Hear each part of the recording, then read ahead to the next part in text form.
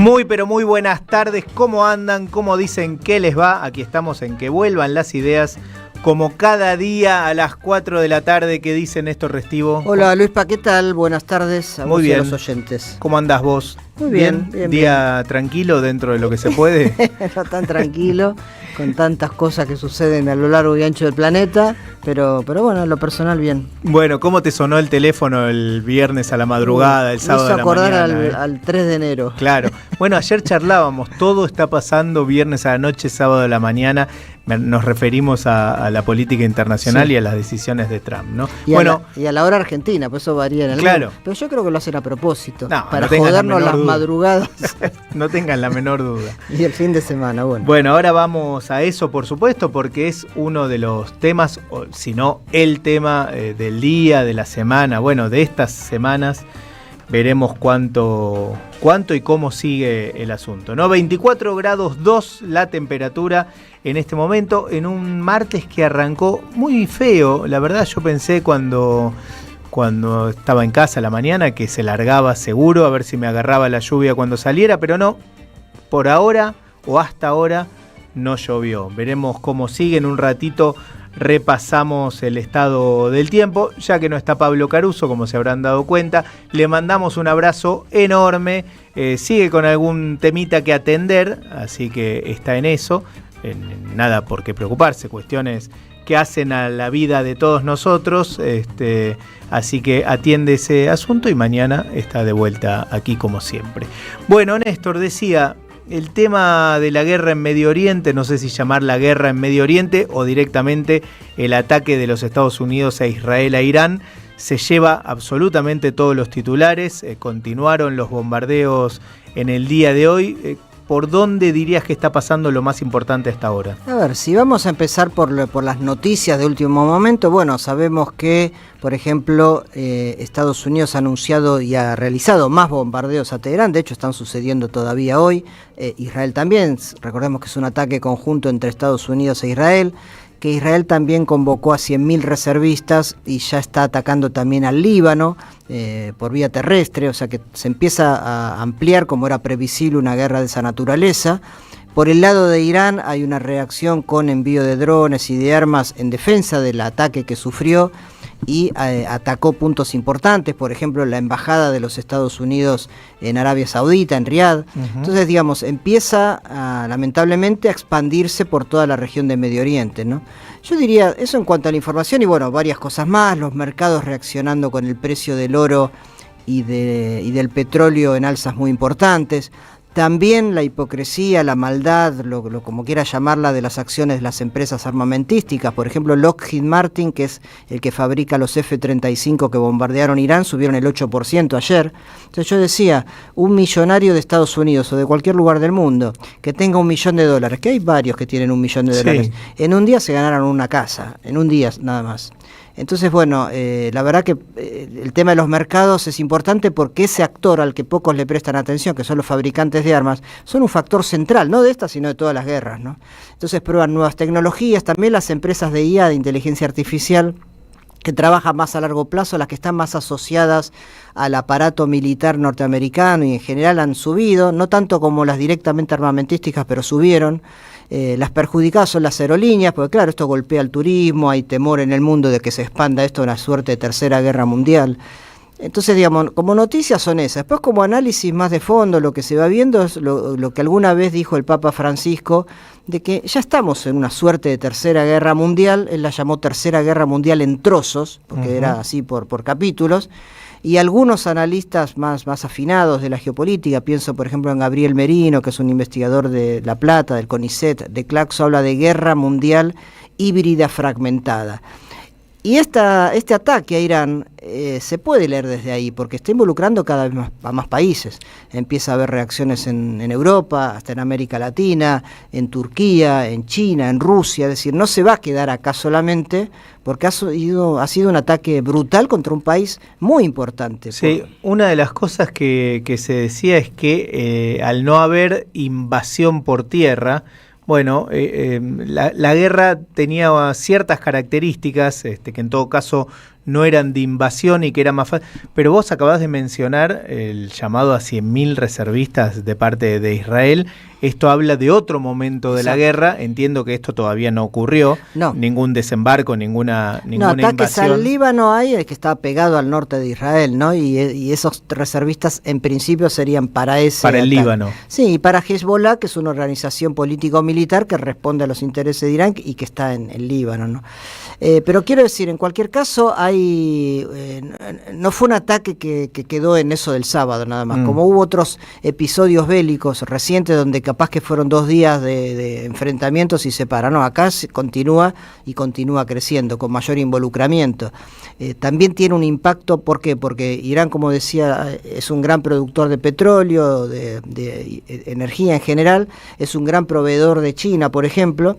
Ayer hablaron el canciller de China y el canciller de Irán. Sí, leí declaraciones de China bastante contundentes, ¿no? Sí, repudiando el ataque, pidiendo el respeto por la soberanía iraní, pero están preocupados sobre todo porque se cierra el estrecho de Hormuz, que es la salida del Golfo Pérsico. Por ahí pasa más o menos 1/3 del comercio de petróleo mundial, y eso perjudica directamente a China, porque ese petróleo va justamente para el lado oriental.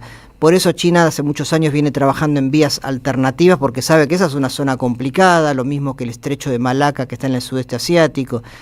Y en el fondo también hay un ataque en esa dirección. El ataque de Israel y de Estados Unidos a Irán no es solo a Irán, es un ataque, como siempre decimos, de un sector del mundo, del occidente global, que está en declive y que quiere hacer pagar caro esa decadencia y trabar el desarrollo de Irán, en el caso atómico, de China, de Rusia, de otros países que estaban construyendo otra alternativa. De ninguna manera, Néstor, te voy a pedir que haga futurología ni nada por el estilo, pero por lo que se sabe ahora, por lo que se ve hasta el día de hoy, ¿qué pasos puede llegar a dar Irán? ¿La estrategia de Irán seguirá siendo esta? ¿Puede ir más allá con algún tipo de intervención o más fuerte en términos bélicos o de otro tipo, que no sé si ha hecho incluso en otro momento? Más adelante vamos a tener una charla sobre Irán para conocer un poco más sobre el desarrollo, sobre la historia reciente de ese país, pero pregunto esto porque se sabe cómo empieza, pero no cómo termina, exacto, ¿no? Exacto. Bueno, son varias las vías, ¿no? Por un lado, por supuesto, está la vía diplomática, que nunca hay que cancelar, aunque es una vía medio muerta. Ayer pasó una cosa increíble, y creo que es inédita en la historia de Naciones Unidas. Presidió el Consejo de Seguridad Melanie Trump, la primera dama.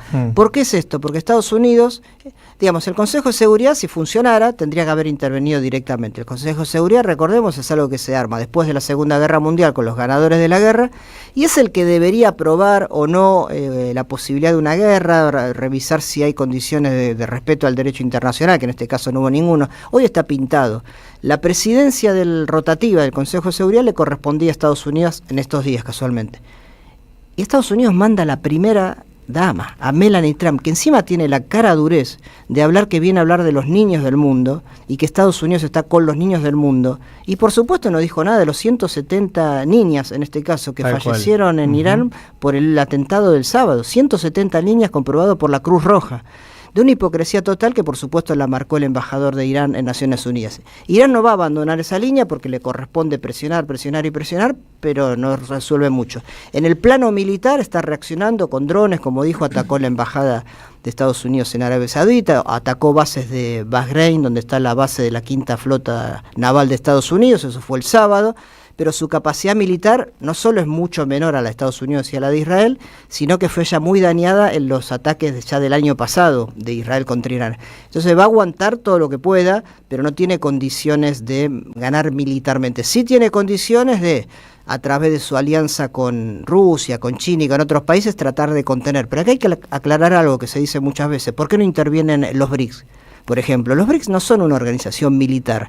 No está en la cabeza de nadie de esa construcción, por lo menos hasta ahora, tener un brazo armado de conjunto.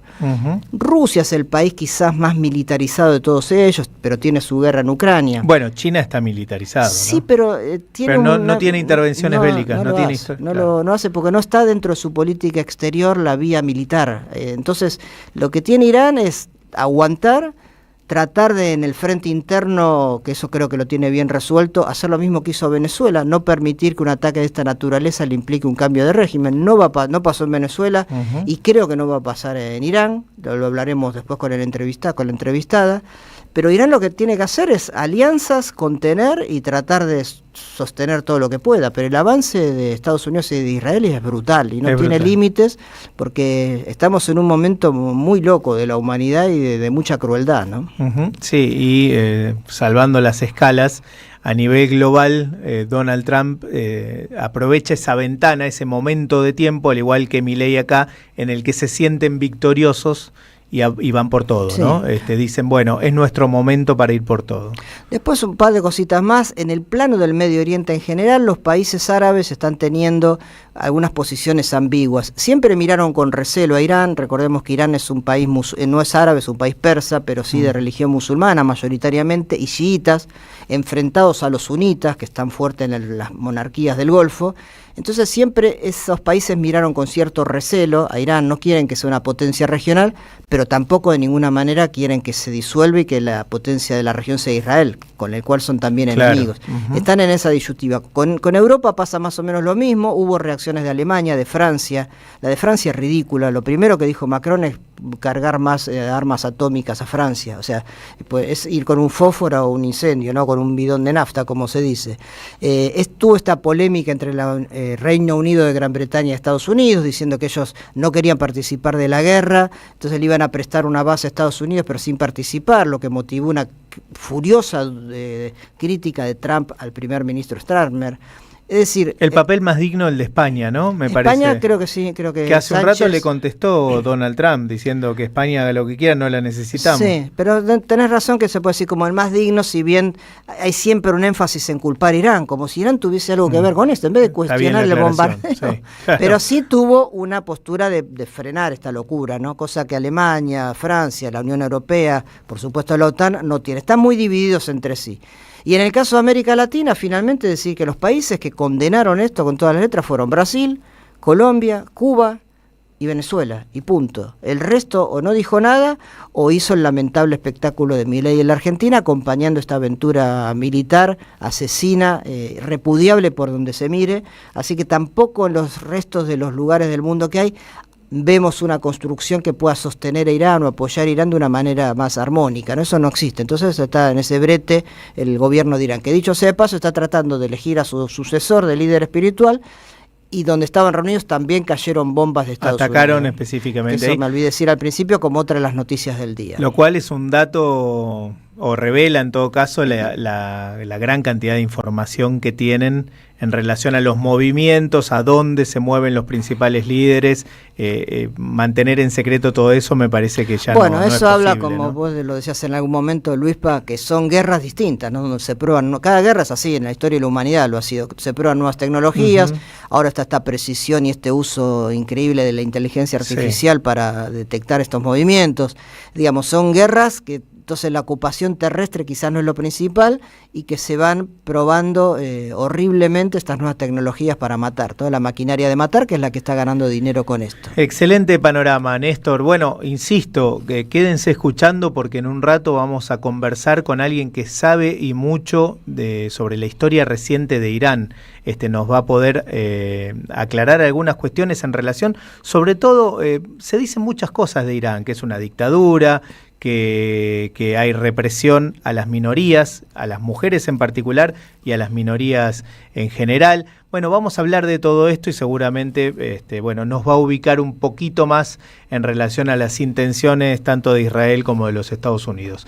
4:19 de la tarde, separamos un poquito y ya volvemos.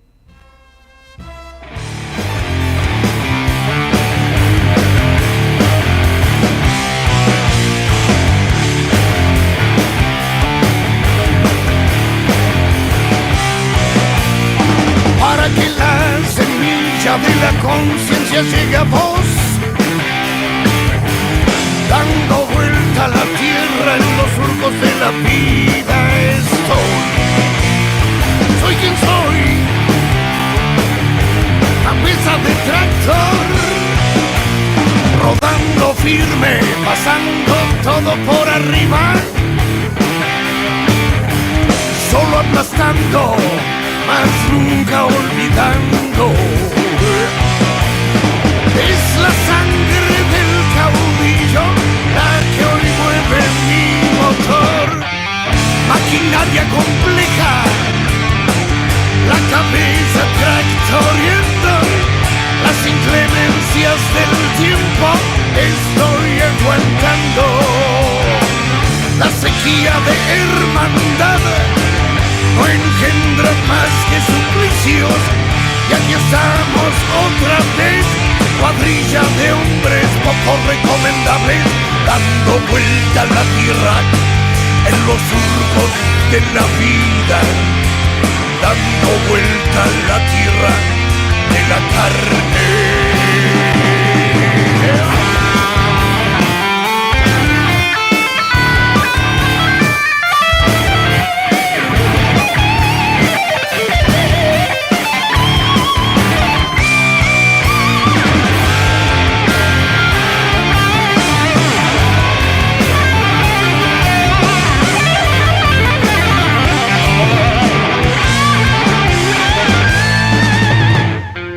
Hombre y máquina sembrando gavillas al paredón de la propia vida. Trabajo duro el que me espera, tierra estéril chorreando sudera en los surcos de la vida.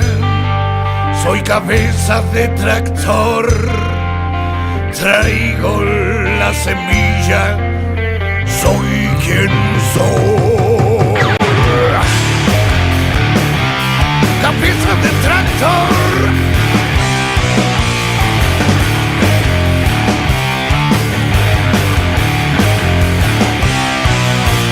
rodando firme, pasando todo por arriba. Almafuerte, Néstor. ¿Por qué estamos escuchando Almafuerte? ¿Por qué arrancamos con esta fuerza el programa de hoy?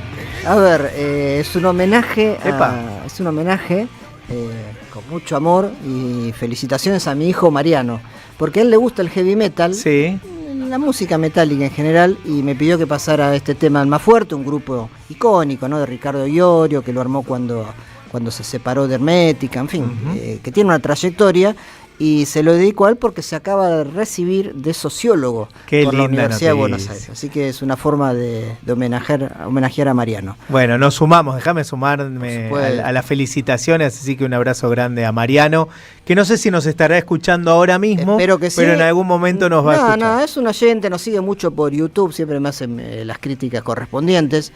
Y la verdad que, bueno, terminó la carrera muy bien porque se está tramitando el cum laude, porque su promedio fue mayor a 9. Es un bocho. Así que esto es un pedido a los amigos de, qué sé yo, Alberto Quevedo, Artemio López, Atilio López, porque ahora viene la parte más... Atilio Borón, que viene la parte más difícil, que es conseguir laburo. Claro, así que muchachos, a ver si le ponen una fichita. Conseguir laburo y de sociólogo, Néstor, es imposible. Que, bueno, felicitaciones, Mariano, es para vos de parte de todo el equipo de Que Vuelvan. Eso, felicitaciones. Bueno, 4:23 de la tarde. Otra de las noticias del día, estoy hablando en este caso de lo más importante, de lo menos importante.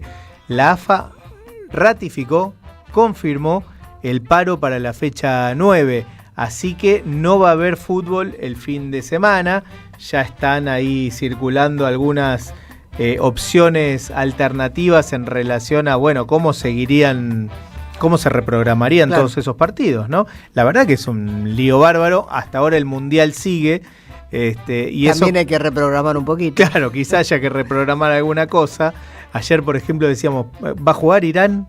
Finalmente, bueno, el hasta Mundial, donde se sabía no iba a participar. Bueno. No sé si ya es oficial, pero eso también obliga a una reprogramación. Por supuesto, una reprogramación. ¿Y juega Estados Unidos? ¿No es expulsado? Estados Unidos no es expulsado. Creo que el que expulsa a los otros es Estados Unidos, precisamente. Así que bueno, no va a haber fútbol el fin de semana, pero hoy sí hay fútbol.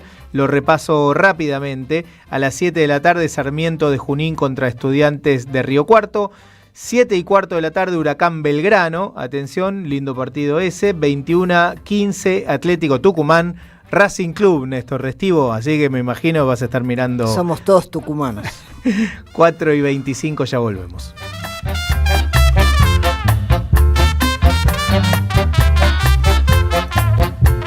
Está nuestro compañero y colega Fabián Waldman para charlar unos minutos con nosotros. Hola Fabián, Luis Pablo y Néstor te saludamos. ¿Qué decís? ¿Cómo anda, Luis? Néstor, buenas tardes. Bueno, lamento que tengas que ver fútbol hoy, Néstor, ¿eh? Perdón. Bueno, Fabián. Yo estoy peor. Luis y yo estamos peor, Boca y River. Claro, no estamos pasando, digamos, un gran momento. Por el mejor momento. Pero Independiente está bien, Fabi. Más o menos. No, por eso, era un poco algo de como para tirarle, dejarla picando, nada más, y que me respondan, Néstor. Claro. Pero bueno, no pues te la quise clavar al ángulo, pero no llegó. La que sí clavó al ángulo fue la AFA, ¿no? La AFA la clavó al ángulo con el gobierno y todavía le está doliendo esa situación, Luis, porque acá en Casa Rosada sostienen que en las próximas horas mandarán a los veedores de la Inspección General de Justicia a la sede de la institución que rige los destinos del fútbol argentino, en una continuidad de este ataque contra Chiquitapia, con fundamentos, sin fundamentos, pero más allá de que justamente haya sido el responsable junto a otros intermediarios. Por supuesto, se habla allí de la periodista Marcela Pagano, quien junto a la familia de Nahuel Gallo estuvieron involucrados en la repatriación de el gendarme, un gendarme que por estas horas, según las informaciones que se saben, está encerrado en el edificio Centinela. Lo reafirman, inclusive acá mismo en la Casa Rosada, de alguna manera sosteniendo esta imagen en la cual el gobierno en principio no sabría bien y quedó mal parado en esta situación, aunque aquí... ¿Qué quiere decir encerrado? Perdón la interrupción. ¿Por qué usás el término encerrado? Estaría encerrado, en principio, según alguna información que yo manejo, porque el gobierno quiere tratar de alguna manera, conocer bien todo el desarrollo que posibilitó su salida de Venezuela. Ajá. Y en ese sentido, lo que a mí me informan algunos que conocen la situación, es que ni el propio Nahuel Gallo conocía cómo se desarrolló la posibilidad de que él fuera puesto en ese avión junto a los dirigentes de la Asociación del Fútbol Argentino.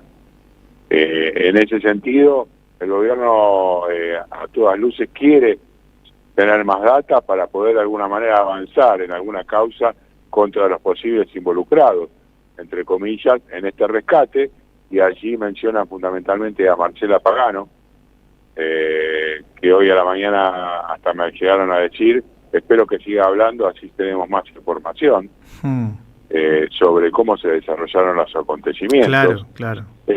Y en ese sentido están realmente muy, pero muy preocupados. De alguna manera yo traté de investigar por qué la CIDE, este organismo que ahora es tan grande y controla absolutamente todo lo que pasa en nuestro país. Y tan financiado, ¿no? Tan financiado y con tantas dependencias. Recordemos que además hay una ley que rige el sistema de informaciones del Estado, por la cual todos los organismos estatales deben reportar a la CIDE movimientos sospechosos. Te hablo desde las Fuerzas Armadas hasta una institución educativa. Esto incluye absolutamente a todas las dependencias del Estado. Lo que me decían hoy aquí en Casa Rosada es que mis sospechas sobre si la CIDE o no había funcionado eran infundadas, que supuestamente Pablo Quirno estaba al tanto de los acontecimientos. Me dicen, de hecho dejó entrar al avión. Pero más allá de esto, está claro que las declaraciones que realizaron algunos funcionarios nacionales como Adorni y Patricia Bullrich al respecto dejan en claro que el gobierno no venía haciendo nada sobre Nahuel Gallo. Tal es así que, a diferencia de Donald Trump, que sí mantiene relaciones diplomáticas con Delcy Rodríguez, a quien controla sobre el destino de los barcos petroleros, y con quien Marco Rubio tiene diálogos prácticamente, según lo que informan, más o menos cotidianos, nuestro gobierno ha decidido cortar cualquier tipo de relación y no tiene ningún enlace con el gobierno venezolano. De esta manera, el gobierno, según lo que relatan la mayoría de los involucrados, el gobierno venezolano buscó otras fuentes y está para poder realizar la llegada. Esto es sobre lo que el gobierno argentino indudablemente hoy está absolutamente enojado por haber puesto en evidencia que no había hecho nada por el rescate del gendarme Nahuel Gallo, algo que de alguna manera se podía suponer, pero que a todas luces en cada respuesta, tanto de Adorni como de Bullrich, o inclusive cerca de Santiago Caputo, decían: nosotros no podemos decir nada sobre la situación de Nahuel Gallo porque podemos poner en riesgo la posibilidad de un acuerdo para su rescate. Fabián, te propongo, para seguir con el tema, sin ánimo de cortarte, pero para aportar otro elemento, escuchar brevemente un fragmento de lo que dijo Yalitza García, que es la suegra de Nahuel Gallo, más temprano en el día de hoy. A todo lo que ocurrió, pero muy agradecidos estamos de la manera como ocurrió, ya porque estamos viendo pues que con el gobierno estaba muy intransigente, no quería doblar, no quería aceptar pues liberar a Nahuel por culpa del conflicto diplomático que hay con Argentina. Entonces, bueno, bienvenida esta intervención de la AFA y agradecido porque ya Nahuel está en casa. La suegra del gendarme Gallo agradeciéndole a la AFA directamente, ¿no? Ella es venezolana, ¿no? Porque la mujer de Gallo es venezolana también.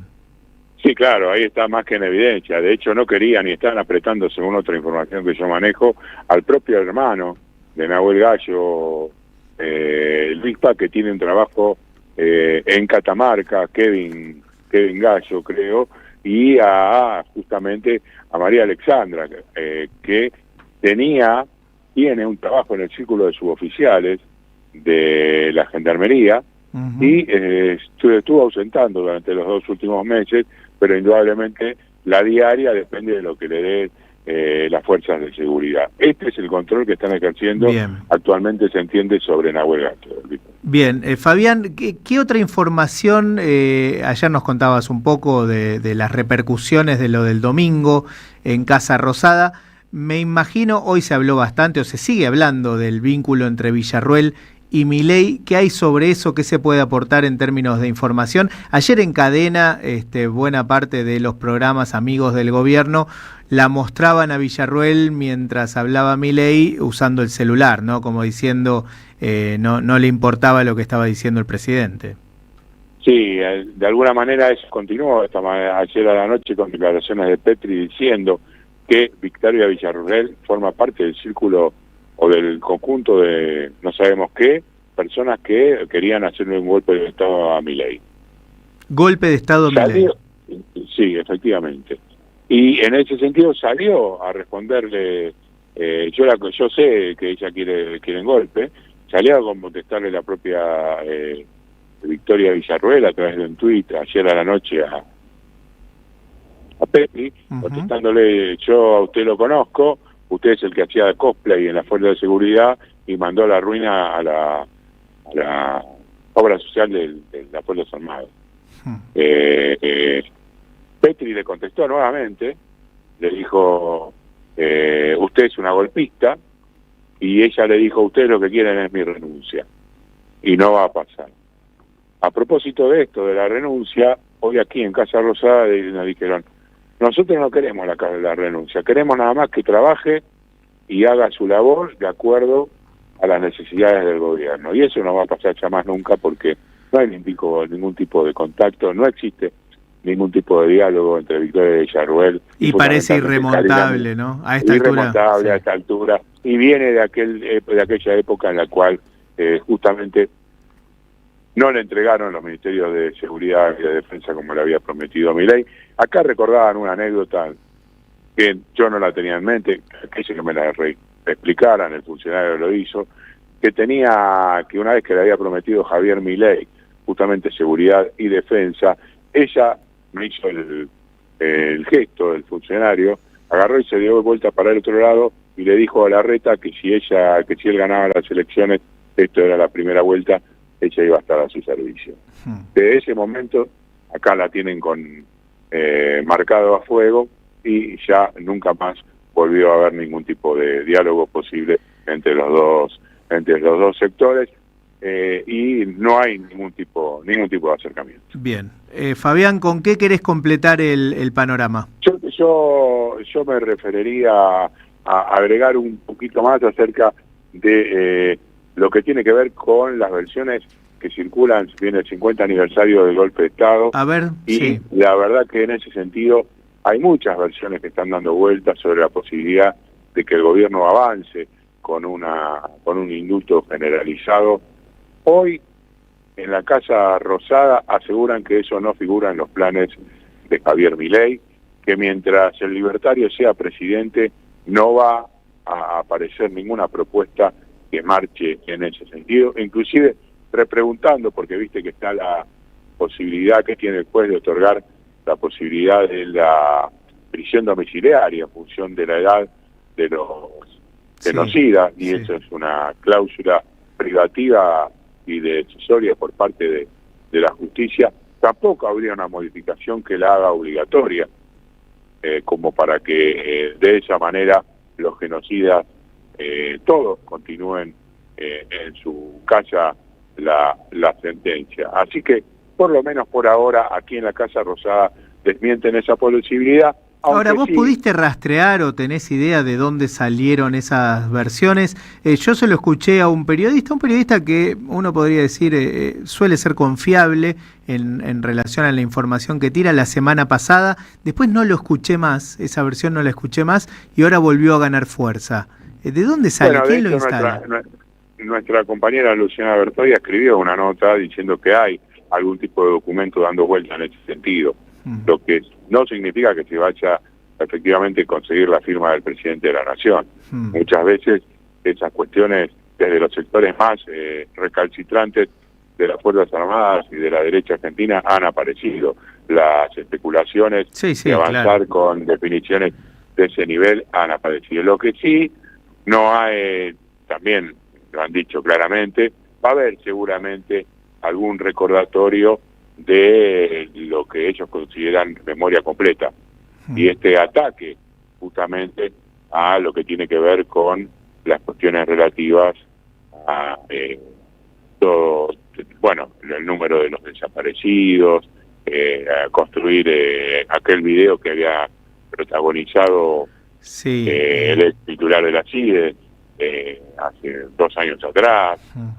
Creo que alrededor de eso seguramente sí haya alguna reivindicación. Sí, van a utilizar las redes sociales muy probablemente para efectivamente, eso sí va a estar presente, pero en principio lo que uno puede rescatar, y muy claramente lo dijo este funcionario, es que mientras Milei sea presidente, y espero que lo sea para siempre, porque yo quiero instalar una monarquía, siempre dice esto, no va a haber indulto. Bueno, esperemos, no que Milei se quede para siempre, eso no, pero sí que se respete esa idea. Bueno, Fabián, te propongo hacer un punto ahora y cualquier cosa, por supuesto, la seguimos en un rato. Dale, abrazo. Fabián Waldman, nuestro compañero desde Casa Rosada. Hasta las 18, que vuelvan las ideas. AM530. Somos Radio. Buscamos la verdad siempre. Están pasando demasiadas cosas raras, pero hay una radio que nunca se apaga. No te dejes desanimar. Prende la radio. Prendete. AM530. 20 años. Somos radio. Somos comunidad. Vení a conocer la provincia de Buenos Aires. Turismo todo el año. Provincia bonita Argentina. Más información en buenosaires.tour.ar. Gobierno de la provincia de Buenos Aires. ¿Querés arrancar la mañana bien informado? ¡Rompelo! InfoSiberia, las noticias en tu celular. Manda un mensaje de WhatsApp al 1128679078 y recibilo gratis todas las mañanas.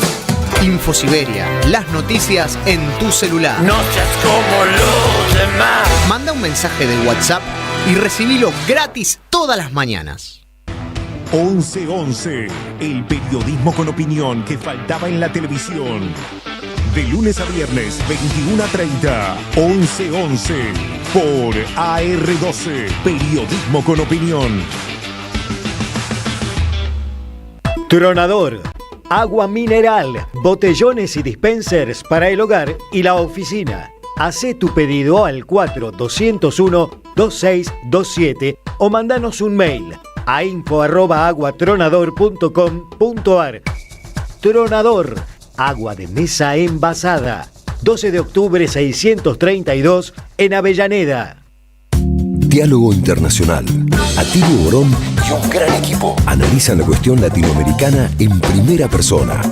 Diálogo Internacional. Los sábados a las 18 en AM530. Somos Radio. Alimentos cooperativos. Producción y comercialización de productos cooperativos y de agricultura familiar. Envíos a todo el país. Por pedido, envía tu mensaje al 11 34 31 2928.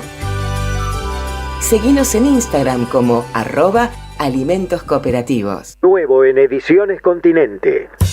La formación de la conciencia nacional, de Juan José Hernández Arregui. Un libro que rompe los mitos de la izquierda sumando el análisis de la conciencia nacional. Una obra vigente del intelectual que unió al marxismo con la experiencia del peronismo. Ediciones Continente. Editamos futuro con memoria. Ingresá a edicontinente.com.ar o al Instagram @edicontinente. Revista Acción, un medio alternativo 100% digital, una mirada cooperativista sobre el país y el mundo. Información, análisis y opinión. Porque otro mundo es posible, entra en Acción. En la web y en las redes sociales. www.accion.coop. Ideas que regresan en el magazine informativo de la 530.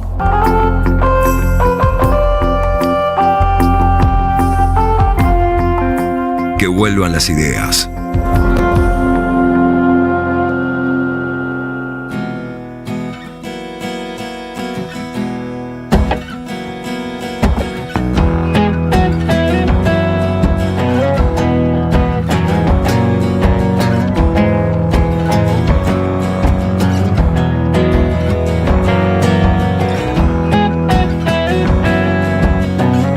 Muy bien, seguimos en Que vuelvan las ideas. Decíamos más temprano, 24 grados 2 la temperatura. Atención porque hay una probabilidad de lluvia. Néstor, Sí, no me ¿cómo mires que no? así. Hoy a la mañana cayeron unas gotitas. ¿Cayeron gotitas? Sí, en Parque Chacabuco sí, Bueno. poquito, pero cayó. No me animo a decir si por Villa Crespo cayeron o no, porque a lo mejor yo ya me había ido, pero a mí no me tocaron las gotitas. Bueno, y leí que sí, que hay probabilidad de Sí, lluvia. Sí. el porcentaje es bajo, entre un 10 y un 40%. Bueno, no es tan bajo. Después mejora hacia la noche. Mañana va a seguir nublado. Aparentemente mañana no va a haber lluvia, puede caer alguna gotita, pero la lluvia realmente, la lluvia propiamente dicha, se viene el jueves. El jueves sí, prepárense, lluvia a la mañana, lluvia a la tarde, lluvia a la noche. Veremos en qué cantidad y cuánto tiempo dura, pero promete seguir todo el viernes y va mejorando para el fin de semana por suerte. Pero en principio, jueves y viernes con lluvia. Y completamos, Néstor, vos que me preguntabas si estás muy interesado, cómo viene la jornada futbolera. Atención con la jornada futbolera porque va a haber que inventar algo el fin de semana. Hay que inventar un programa alternativo. Sí, no juega Independiente, no juega River, no juega Boca, no juega nadie. Atención, hay que prestar atención a otra cosa. Copa Sudamericana, lo que le importa a la gente, la Copa Sudamericana. Hoy juegan Montevideo City Torque contra Defensor Sporting, Independiente Petrolero contra Guavirá. Guavirá, ¿te suena? No. No, bueno. Ecuador, Venezuela, ¿de dónde es? Creo que es de Bolivia, si no me equivoco. Guavirá. Creo. Deportes Cobresal contra el Audax italiano, Puerto Cabello contra Monagas y Alianza Atlético contra Deportivo Garcilaso.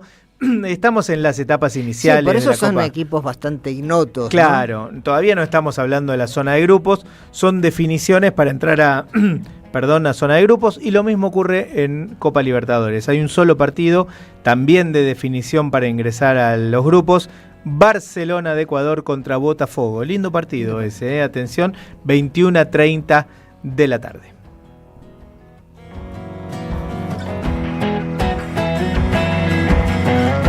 Bueno, Néstor, ¿alguna cosita más en materia internacional? Sí, por supuesto la agenda está tomada por Irán, pero pasan otras cosas, ¿no? Hoy, ¿sabés, Luis? Acá hay 2 aniversarios, digamos, llamémoslo así. Uno es que se cumplen 60 días, 2 meses del secuestro del presidente Nicolás Maduro, ¿no?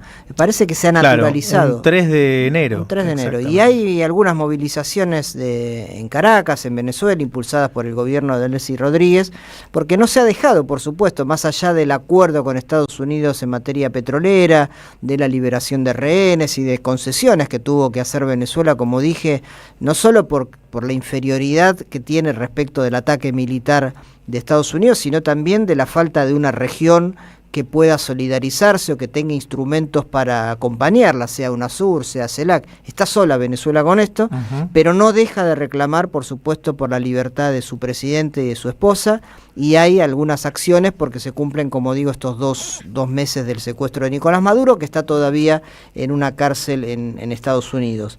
Y el otro aniversario que se cumple son los 10 años del asesinato de Berta Cáceres, una lideresa hondureña que reclamó mucho en el tema ambiental, ha tenido reconocimiento internacional de muchas maneras. Básicamente Berta lo que hacía, ella era representante de un pueblo indígena, lenca, de una minoría hondureña, el reclamo por la construcción de una hidroeléctrica que claramente perjudicaba temas ambientales, pero que también tenía todo un trasfondo de corrupción y demás. De hecho, el juicio implicó condenas fuertes a los responsables de esa empresa y a militares hondureños que estuvieron en esa negociación, pero en el marco de las protestas que hizo Berta Cáceres con su grupo, y ella había fundado también una organización de derechos humanos y ambientalistas, fue asesinada. Nunca se dejó de reclamar por ella y hoy se cumplen 10 años. Hay todavía personas prófugas de esa causa, más allá de las condenas que pudo arrancársele al Tribunal de Justicia hondureño. Siempre un país difícil, gobernado por una derecha muy dura, que tuvo una dictadura feroz en su momento, y salvo el periodo de Mel Zelaya y Xiomara Castro, ha sido en general un país donde no fue fácil para la militancia ambientalista, de izquierda, de cambio social, trabajar ahí. Bueno, ella lo pagó con su vida eso, y hoy hay muchas manifestaciones también en Tegucigalpa, recordando la figura de Berta Cáceres, repudiando el hecho de que la justicia todavía no avanzó con él. O sea, como digo, hay algunos condenados, inclusive de la empresa, que fue el autor intelectual de su asesinato, algunos empresarios, militares, como dije, pero no se terminó de completar un cuadro de situación que pueda decirse que no hay impunidad sobre el asesinato de Berta Cáceres. Así que bueno, Caracas y Tegucigalpa con movilizaciones, uno en reclamo por la liberación de su presidente y otro por el recuerdo de esta mujer muy muy importante en Centroamérica que fue Berta Cáceres. Gracias, Néstor. Ideas que vuelvan. El modo que se construye gobernabilidad hoy es producir un cierto tipo de escena que al ponerse en el estado de show generan efectos sobre la subjetividad, el modo que se replican, funcionan, existen en las redes. Por eso no les importa tanto que no haya masividad, no haya un pueblo festejando el desfile militar. Les interesa esas imágenes y le interesa también cómo eso resuena después en otra escena, que es una escena estrictamente digital y mediática. Que vuelvan las ideas. Que al ponerse en el estado de show generan efectos sobre la subjetividad. Que vuelvan.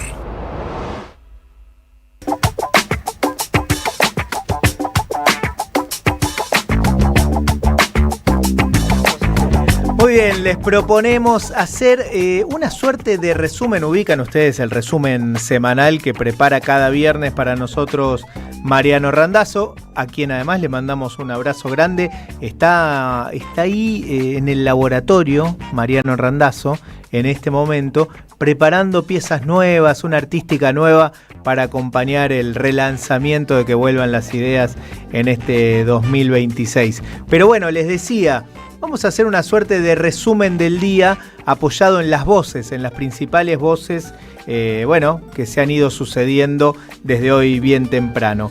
Y les propongo, o te propongo, arrancar, Néstor, por la palabra del embajador Axel Vanish, que es el embajador en Israel, el embajador de Argentina en Israel, que decía esto. Y yo creo que esto no es ni política, ni en cierto punto es una especie de justicia. Hoy están atacando al Estado, creo que más terrorista y malvado que existe en el mundo. Sí, claro. Y que lo dice abiertamente, no es como está infiriendo mensajes. Abiertamente, la República Islámica de Irán llamaba a la muerte de la cultura occidental. Sí, claro. Decía muerte al gran Satán, que era Estados Unidos, y muerte al pequeño Satanás, que era Israel. La palabra de Axel Vanish, embajador de Argentina en Israel. No sé qué me preocupa más, si las declaraciones del señor Vanish o el sí claro, sí, a mí también. Asintiendo Ahora, todo de Eduardo Feynman, ¿no? Qué difícil, ¿no? Es poder acercar, no digo consensuar, pero tener un punto en común. O sea, Irán es el país más malvado de la Tierra y Estados Unidos e Israel le mataron a 170 chicas menores de 7 años. No entiendo cuál es la... ¿Dónde atacó Irán a Estados Unidos? Le mataron al presidente o al jefe de Estado, al Ayatollah. Creo que es la primera vez... Hoy leí un artículo del New York Times. Creo que es la primera vez que Estados Unidos asesina a un jefe de Estado extranjero. Porque hubo casos, por ejemplo, la matanza de Gaddafi. Entonces Gaddafi, por supuesto, tuvo responsabilidad de Estados Unidos, la invasión de la OTAN a Libia, la destrucción de ese país que no se pudo recuperar nunca más, pero en última instancia Gaddafi es asesinado por el conflicto interno de Libia, por supuesto propiciado por Estados Unidos, pero no fue un ataque directo. Sí, tiene esa particularidad. Yo lo leí el artículo y me quedé pensando, claro, estamos hablando o están hablando de casos donde los Estados Unidos intervienen de manera oficial en el asesinato. Exacto. Ahora, la CIA... Bueno, por ¿no? supuesto. Por abajo. En forma indirecta, sí. Claro. Saddam Hussein fue atrapado y después condenado y muerto por un juicio entre comillas. Pero directamente esto es un crimen de guerra, pero con todas las letras, no hay forma de zafar. Pero claro, como el derecho internacional no existe más, Estados Unidos impunemente en 2 meses descabezó a 2 gobiernos. En un caso lo secuestró, no lo asesinó, me refiero a Maduro. Pero entonces que este personaje nefasto que tenemos de embajador de Israel, como la mayoría, no todos, porque hay embajadores de carrera que vale la pena, pero los que designó directamente Milei son nefastos, dan vergüenza. Coincido con vos, es particularmente nefasto y además con muy poca capacidad argumentativa, ¿no? Si vos lo escuchás, habla de malvado, habla de una mirada mesiánica, de una lectura, en todo caso, mesiánica de las cosas en general y de Irán, por supuesto, en particular. Bueno, otro tema que está muy vinculado, lo decía Néstor en su columna inicial, a lo que tiene que ver con la guerra, es el precio del petróleo y las preguntas en relación a todo eso. Y habló más temprano Horacio Marín, que es el presidente de YPF. Lo escuchamos. Pero no hay que ¿cómo se llama? Actuar con pánico en estos estoy hablando de no habría cimbronazos, con el precio de la nafta. Nosotros no lo vamos a hacer un cimbronazo. YPF no lo va a hacer. Va a ir viendo cómo se va evolucionando el precio y, como digo, tenemos una fórmula matemática para que los picos y los valles no afecten a la gente, nosotros al consumidor, porque al final del día siempre es mejor mantener un precio lo más constante posible, aunque algún día tendrá que prestar bajo y otro día tendrá que prestar arriba, porque si no es horrible, un electrocardiograma de precios. A los consumidores no nos gusta y te genera preocupación. Y si vos ves que hoy aumenta la nafta para 82 y mañana se va a 90, entonces te empieza a poner nervioso, eso no lo vamos a hacer. Entonces, el mensaje a quien carga todos los días combustible en la Argentina de YPF sería: estamos con calma, mirando lo que sucede en el mundo, pero no esperen cimbronazos. No esperen cimbronazos, va a ir de a poco. El final es lo mejor, porque dice, no esperen cimbronazos, era Horacio Marín, el presidente de YPF, no esperen cimbronazos, va a ir de a poco. Sí. Es decir, te dijo, va a aumentar. Y acá no es solamente, por supuesto, que para el trabajador que carga nafta en el auto, en el colectivo, en el camión, en el vehículo que utiliza para trabajar, tiene una incidencia directa en su bolsillo, pero también es la repercusión en los precios, ¿no? Por supuesto. Todo lo que tiene que ver con el alza en los combustibles, en el precio del transporte, en los alimentos, etcétera, etcétera, se va trasladando. Para mí, la lectura va a aumentar. Seguro. A ver, el precio de la nafta está quieto, más o menos, o sea, aumenta, digo, pero al estar quieto el precio del dólar, más bien tirando para abajo, en torno a 1.400 pesos, siempre las petroleras quisieron alinear, desde hace muchos años, ¿no? El precio del litro de la nafta más o menos un dólar. Más o menos. Como el dólar está controlado, por ahora lo puede mantener, pero el precio del petróleo va a subir, de hecho está subiendo, y entonces él, yo creo que en el fondo está diciendo eso, que va a subir escalonadamente, pero que va a subir. Para Argentina, que suba el precio del petróleo es una muy mala noticia para el consumidor y para la carestía de la vida, por supuesto.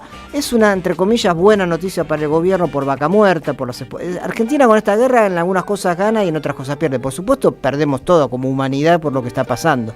Pero el precio de la energía que suba puede beneficiarlo la suba de cereales o de la soja, es lo que exporta Argentina, ¿no? Claro. Y en algunas cosas las complica. Hoy leí una nota en un portal muy bueno que es Bichos de Campo sobre el tema agropecuario. Claro. Sí. El 70% de la urea, que es un fertilizante clave para todo el complejo de agronegocios en la Argentina, el 70% viene de la zona del conflicto, viene de Medio Oriente. Eso va a impactar mucho en los precios y esos costos los empresarios los trasladan a precios.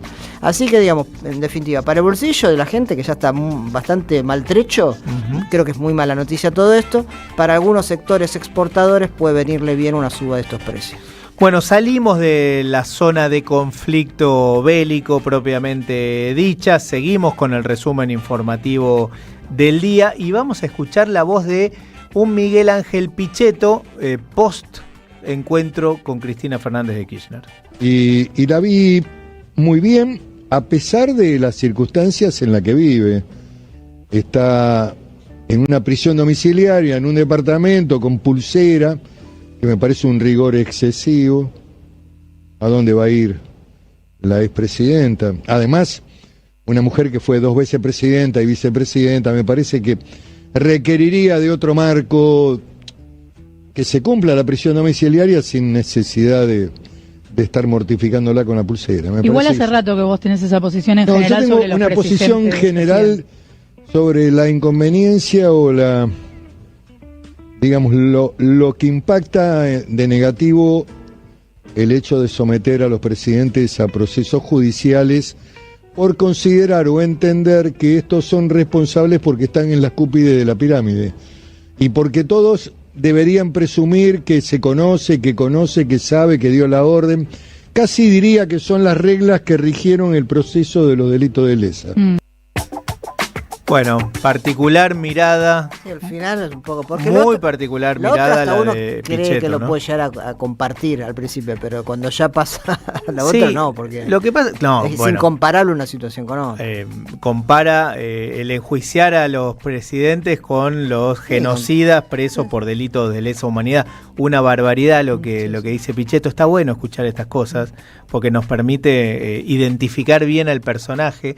Y además estamos obligados a diferenciar las razones por las cuales está detenida Cristina Fernández de Kirchner, un juicio absolutamente armado, una causa totalmente armada que ya tenía el final escrito antes de que se empezaran a conocer las supuestas pruebas en contra de ella, con delitos reales que muchas veces los presidentes han cometido a lo largo de la historia, no únicamente aquí en la Argentina, sino en todo el mundo. Digo, una cosa es una cosa y otra cosa es otra cosa.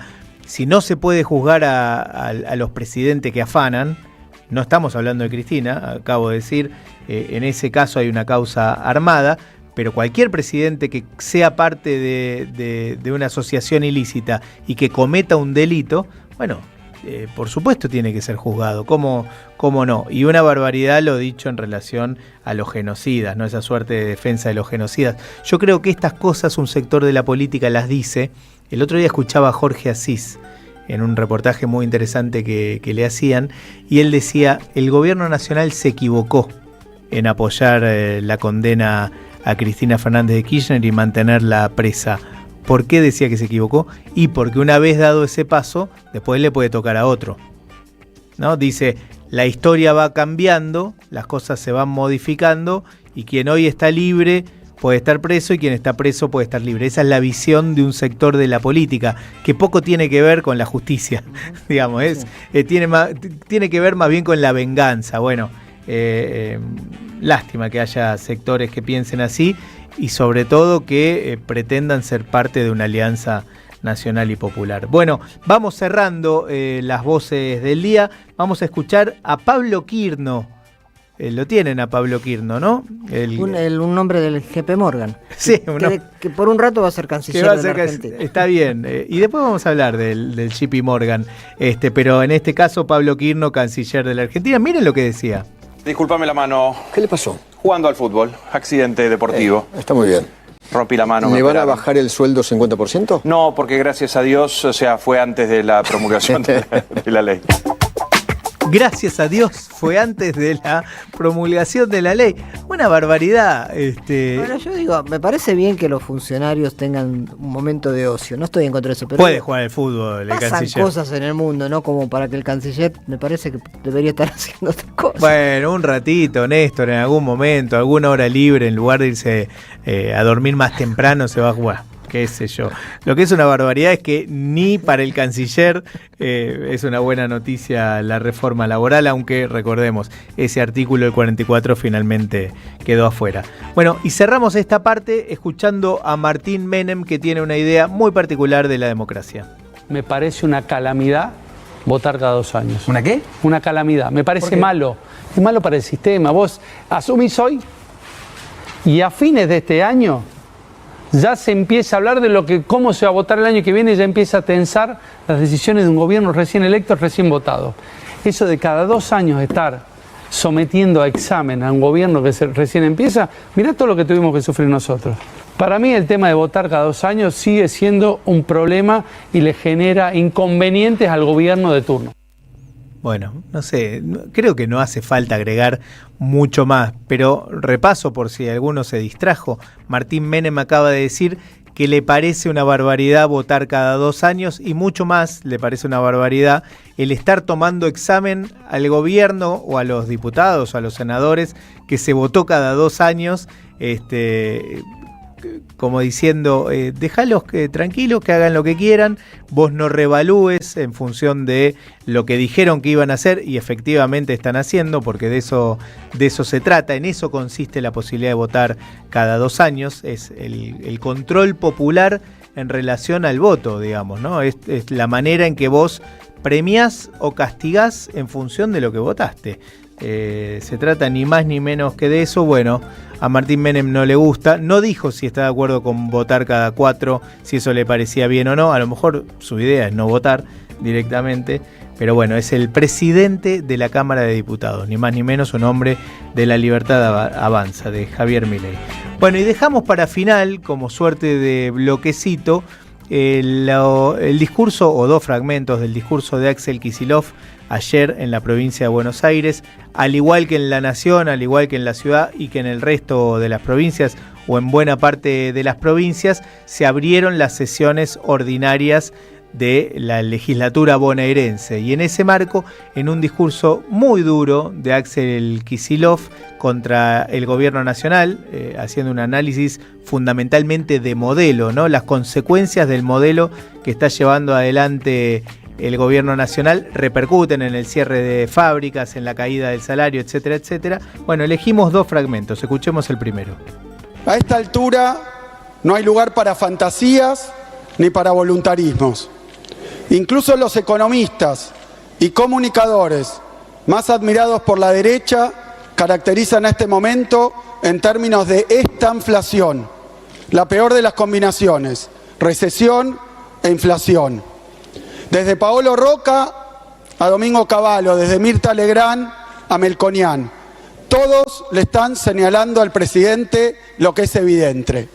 La Argentina no va bien.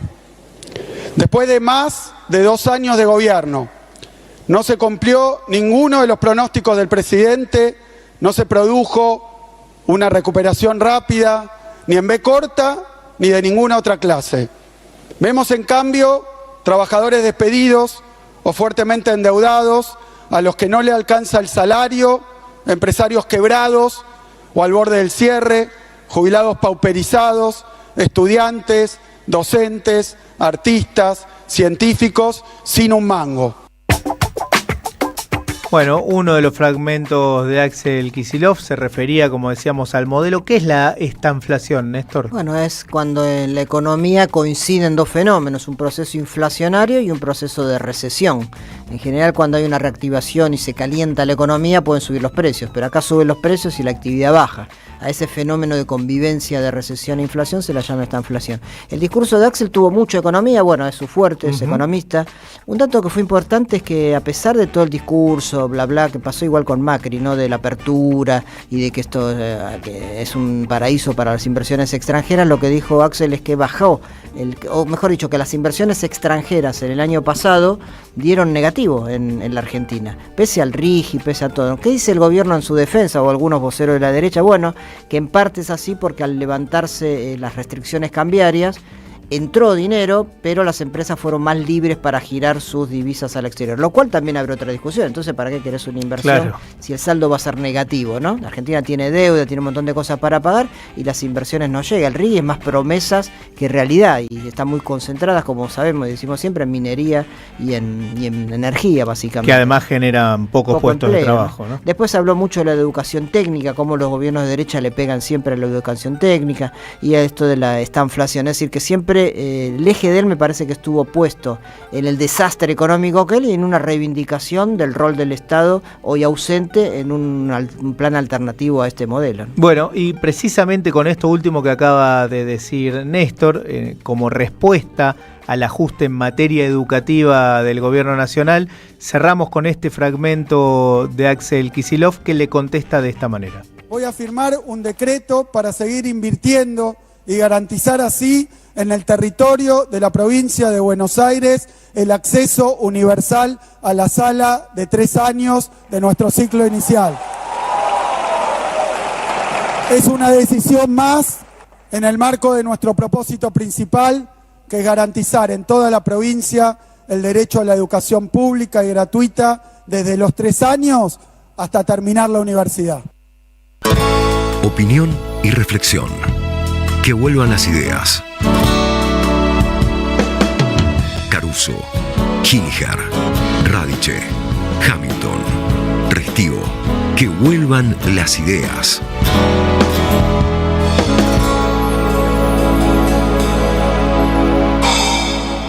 En AM530 pasan muchas cosas. Y todo lo que pasa está en la red.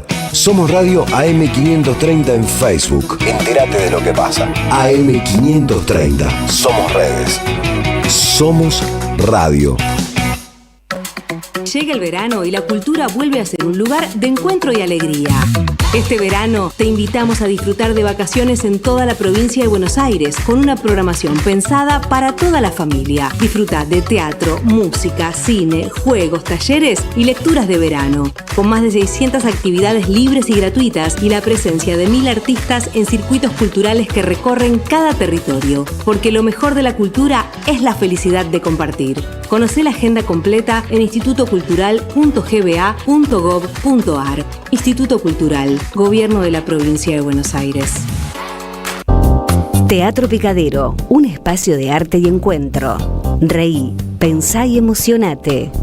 Vení a nuestro restaurante y completá la experiencia. Consultá la cartelera en teatropicadero.com.ar. Teatro Picadero, mucho más que un teatro.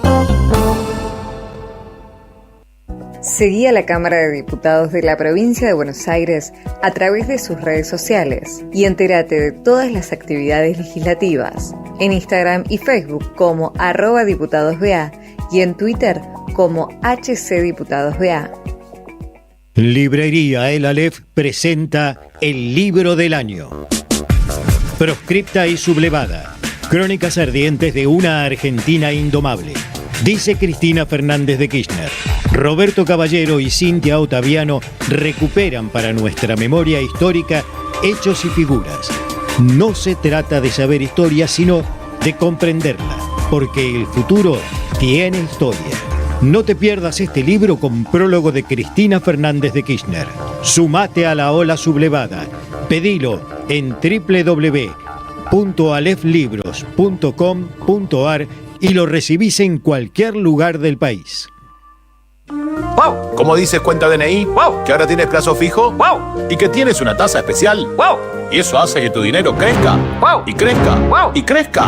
¡Wow! Pará, ese último wow no entendí. ¡Wow! ¡Ah! ¡Que crece! Cuenta DNI. Tu plazo fijo de Banco Provincia es realmente wow. ¡Wow! Conoce más en bancoprovincia.com.ar. Argentina desaparecida. Matar una generación en nombre de la patria financiera. El nuevo libro de Gustavo Campana. El neoliberalismo a sangre y fuego de la dictadura y los procesos que, en democracia, continuaron con el plan de Martínez de Oz. Argentina desaparecida. A 50 años del golpe. Disponible en todas las librerías. Vení a conocer la provincia de Buenos Aires. Turismo todo el año. Provincia Bonita, Argentina. Más información en buenosaires.tour.ar. Gobierno de la provincia de Buenos Aires. ICBC. El futuro nos inspira. Ideas que regresan en el magazine informativo de la 530.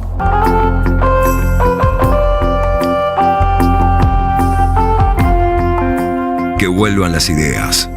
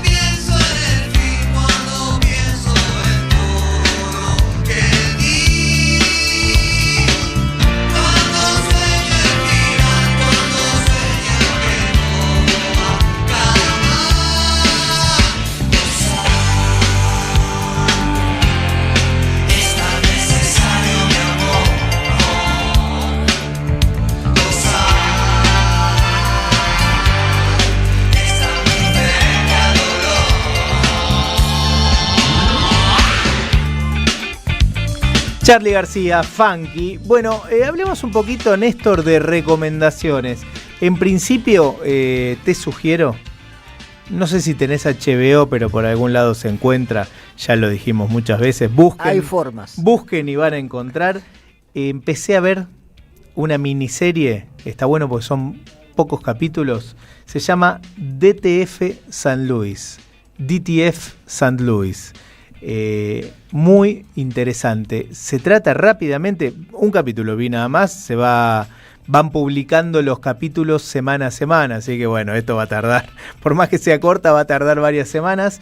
Se trata de dos compañeros de trabajo, uno además es meteorólogo, da el tiempo en la televisión, dos compañeros de trabajo que se hacen muy amigos y uno lo invita al otro a sumarse a una aplicación para hacer trampa, para conocer otras personas, bueno, para hacer trampa.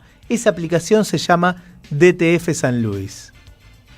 No voy a contar cómo termina el primer capítulo, pero con lo que dije no les conté nada. O sea, en el medio hay no solo misterio y mucha intriga de por dónde va la cosa, sino que se termina siendo un policial.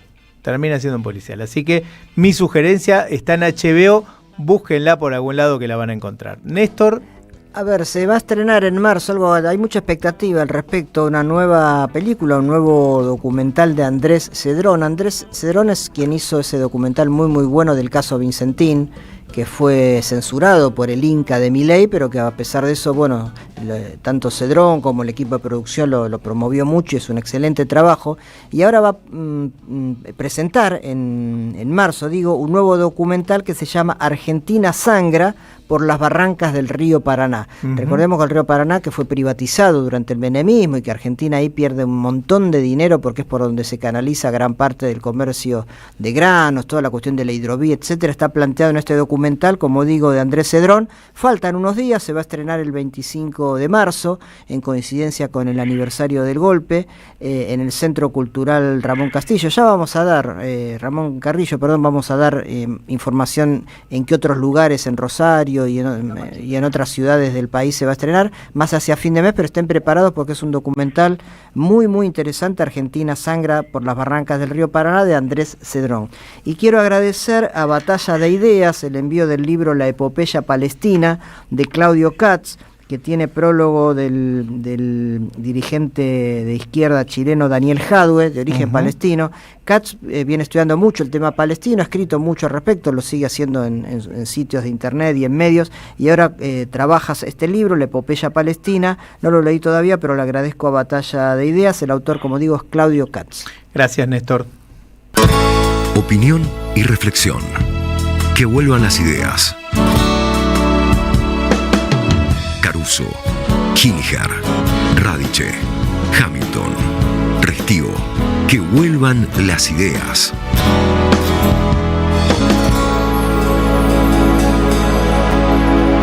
Les decíamos, tenemos muchas ganas de tener esta charla que vamos a tener a continuación. Tiene que ver con la guerra en Medio Oriente, en particular con Irán, conocer un poquito más qué es Irán, qué tipo de sociedad es la iraní.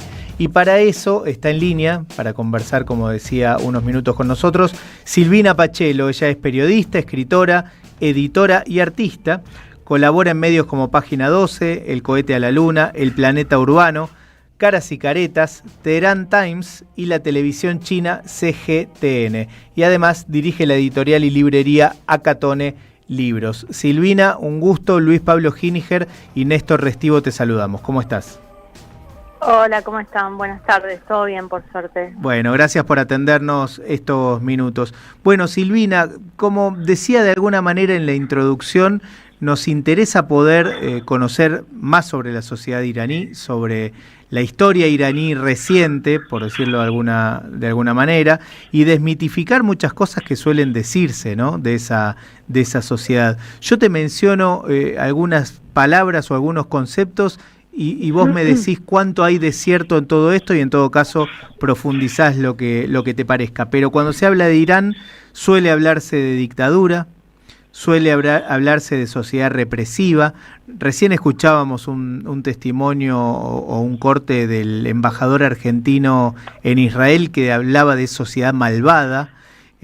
Bueno, se habla de la discriminación a las minorías, a las mujeres en particular. ¿Cuánto hay de verdad en todo esto?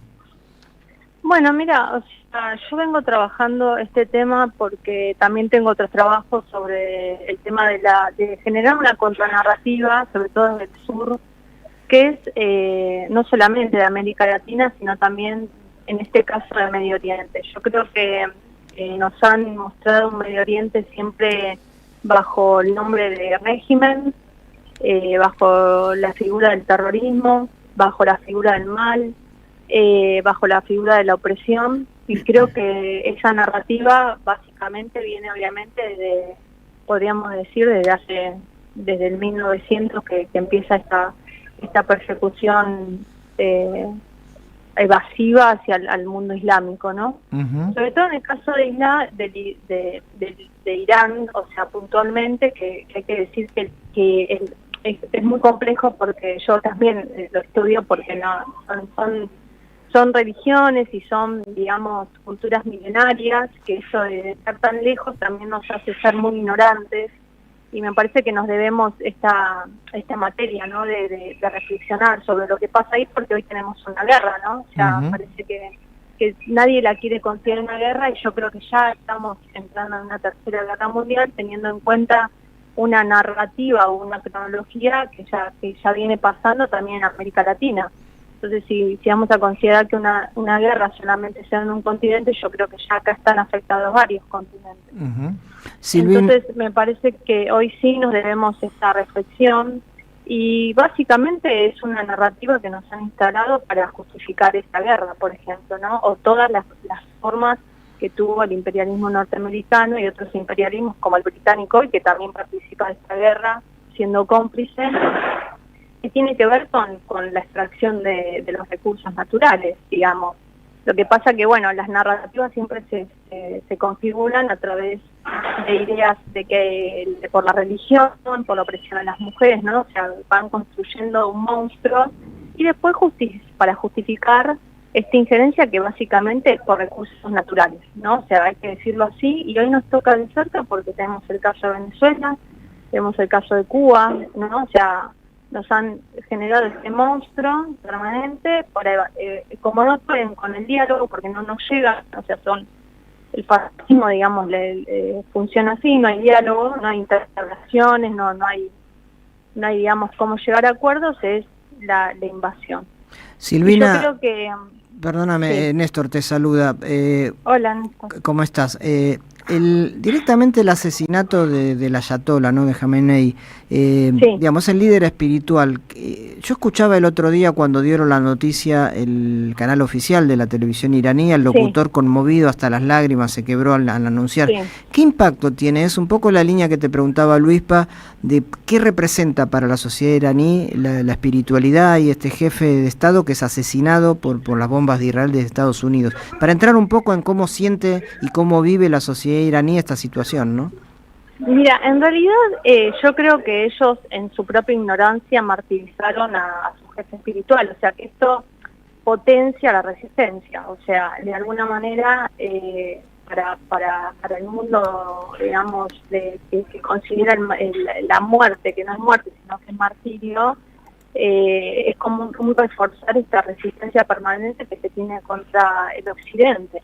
O sea, esto, como yo escribí en la nota, está en el caso de Hussein, y ahí empieza que se da en la batalla de Karbala en el 680, pero esa convicción de, a través de un muerto que es un martirio, bueno, luchar y hacer justicia por ese líder espiritual. Y a través de ese líder espiritual se sostiene una resistencia, que me parece que ahí está el corazón del Islam, de Irán, sobre todo hoy, y de todos los que van a combatir hoy y que van a apoyar, digamos, esta guerra, de no perder, ¿no? De no perder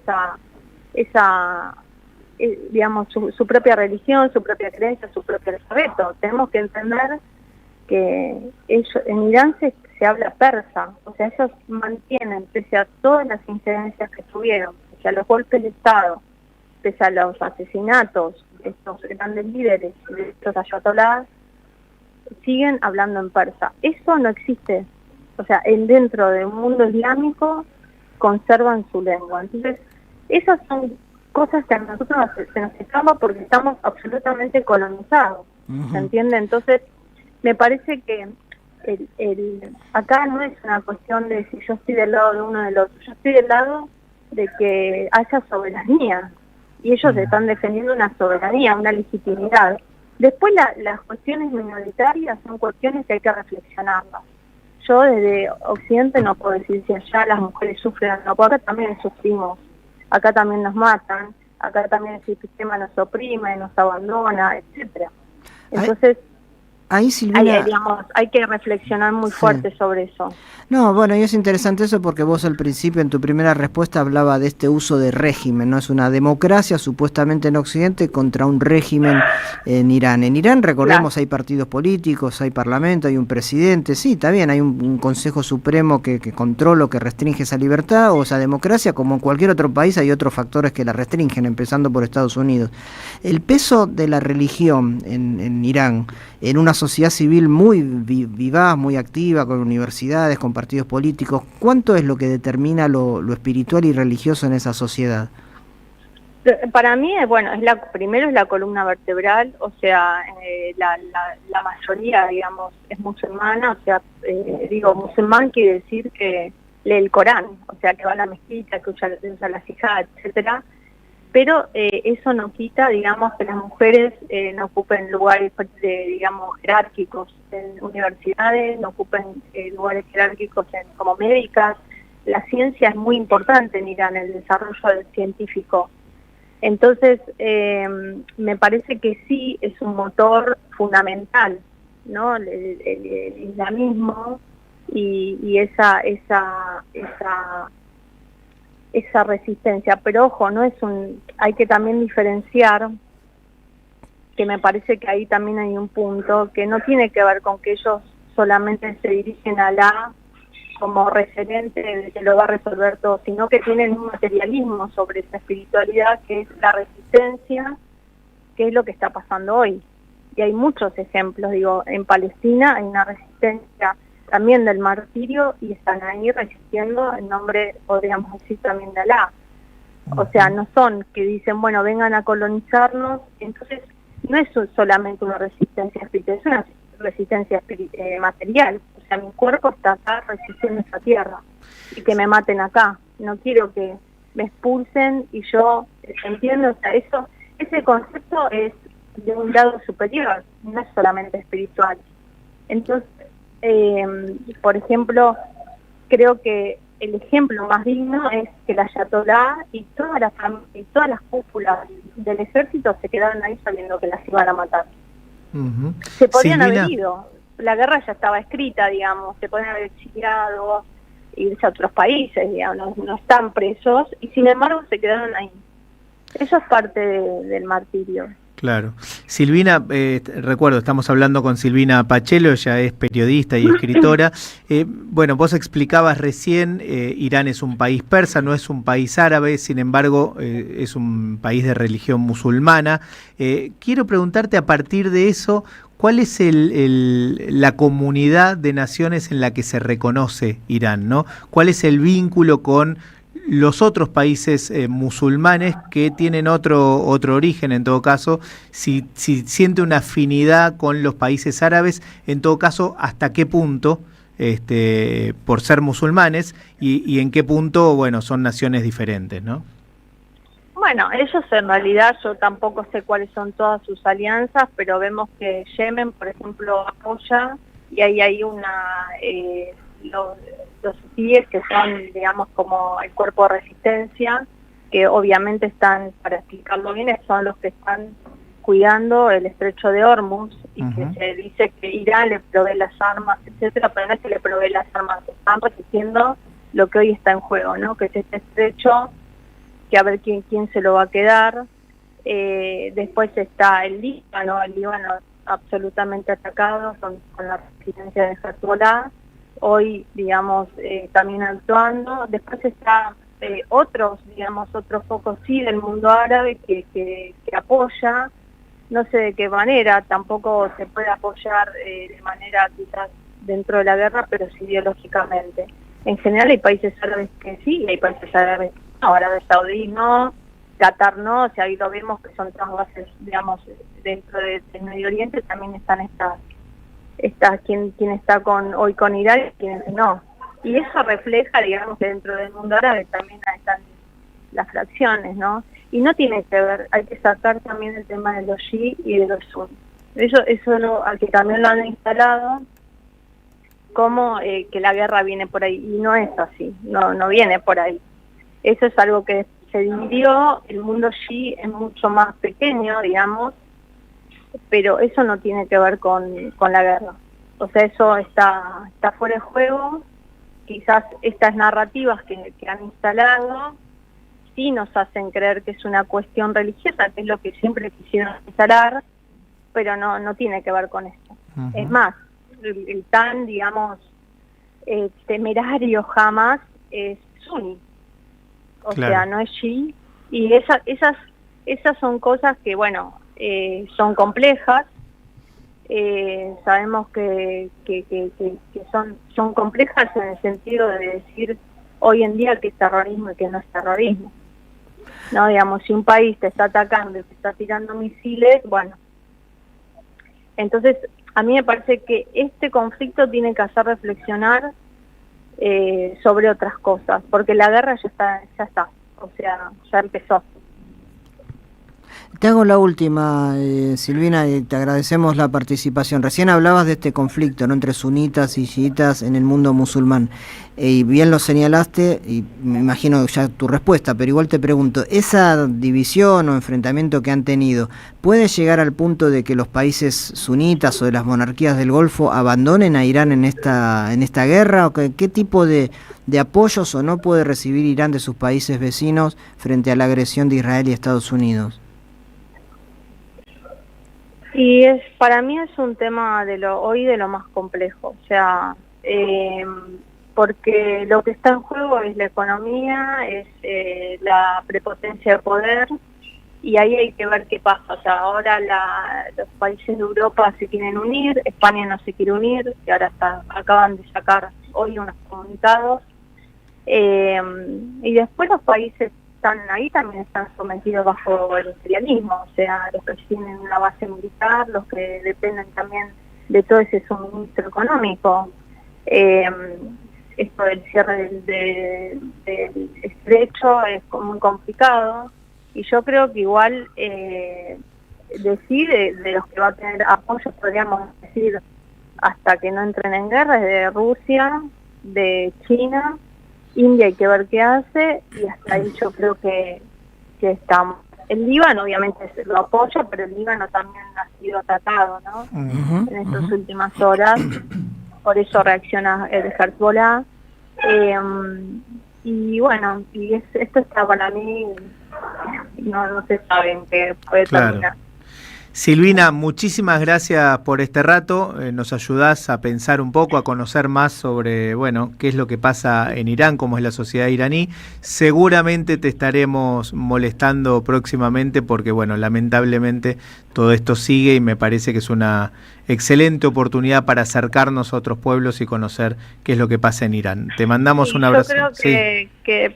Yo creo, la verdad, para mí es deberíamos estar todos muy preocupados, también porque esto que pasa allá nos afecta directamente a la Argentina y a la América Latina, así que me parece que es un momento de reflexión. Así que bueno, gracias por el llamado también. Claro que sí, gracias a vos. Bueno, gracias. Era Silvina Pachelo, ella, decíamos, es periodista, escritora, editora, colabora en medios como Página 12, El Cohete a la Luna, El Planeta Urbano, Caras y Caretas, Teherán Times y la televisión china CGTN. Dirige además la editorial y librería Acatone Libros. Hasta las 18, que vuelvan las ideas. AM530. Somos Radio. Buscamos la verdad siempre. En este reino del revés, donde un ladrón es vigilante y otro es juez, hay una radio que nunca se apaga. Prende la radio, prendete. AM530, 20 años.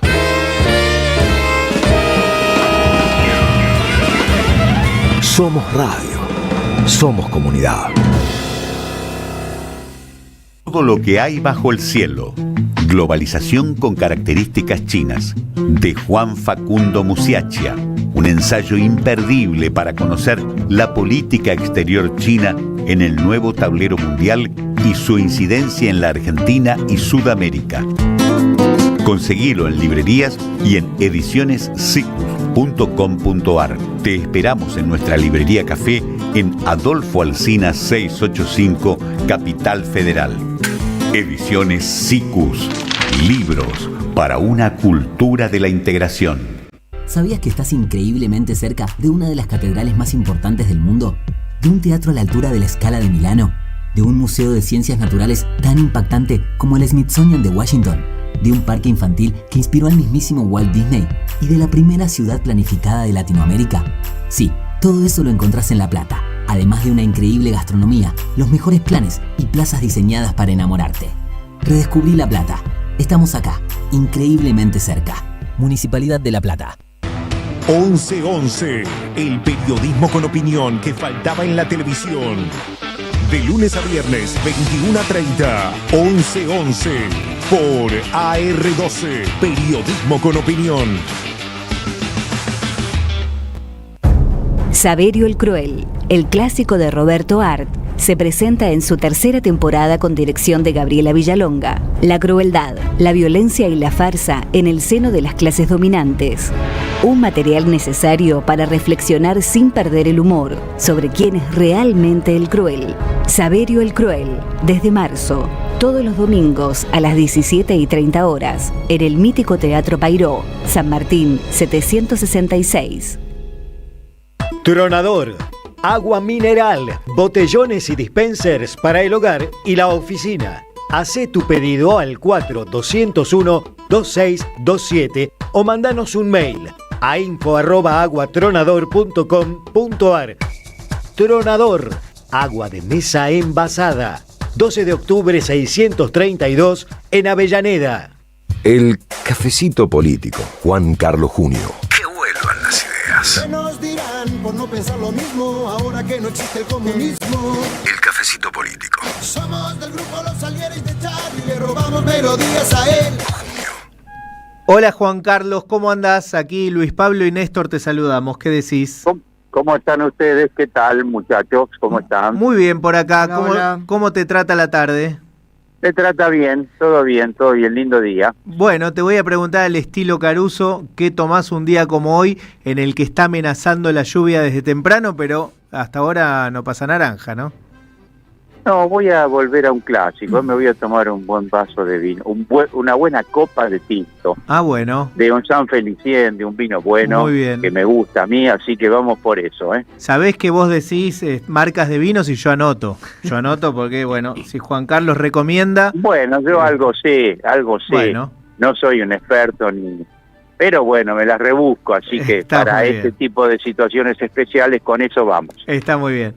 Bueno, Juan Carlos, a ver, te propongo arrancar el cafecito con alguna impresión en relación a lo que ocurrió el domingo, que ocurrieron varias cosas en simultáneo. No sé, ¿qué elegís vos destacar de lo que fue la apertura de sesiones ordinarias de Javier Milei?